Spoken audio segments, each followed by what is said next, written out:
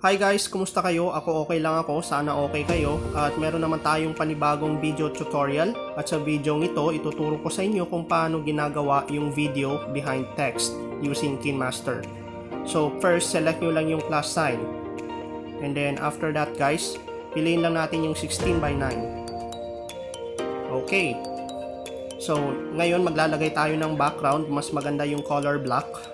So black ang pipiliin ko. After that guys, maglalagay tayo ng text.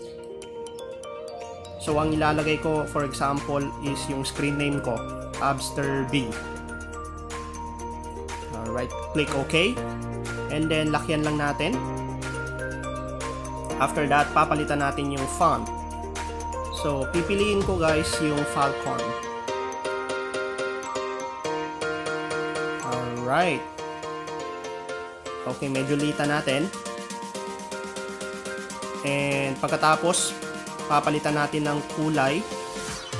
So, since nagagamitin ko yung chroma key, color green syempre ang gagamitin natin.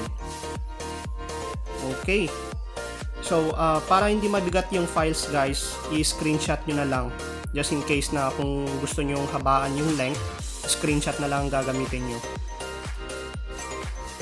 Para hindi masyadong gaanong mabigat ang files na makukonsume. Okay, so after that guys, i-export lang natin. Okay, so let's just wait guys.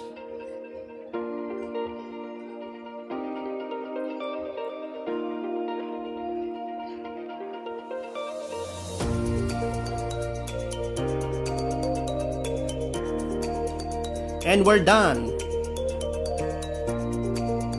So, pagkatapos nun guys, gagawa tayo ng panibagong project. So, select nyo lang yung plus icon. And then 16:9 again. At dito, pipiliin natin ano yung video na gusto nating maging behind text.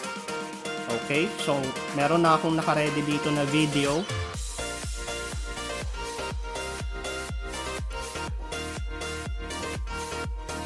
Okay? And after that guys, select layer and then media. So ilalagay lang natin yung font na in-export natin kanina. Ayan. So expand lang natin, full screen. Okay. And then chroma key enable. Check. Ayan, so play natin yung video. So, ayan po yung result niya. And, ganun lamang po kadali guys kung paano gawin ang video behind text. Okay? At sana nakatulong sa inyo ang video na ito. At kung nagustuhan nyo, please give it a thumbs up. At kung hindi ka pa nakasubscribe, please do subscribe and hit the notification bell para updated ka na rin sa mga upcoming videos ko. At maraming salamat sa paglaan ng oras. Hope to see you on my next videos. Bye!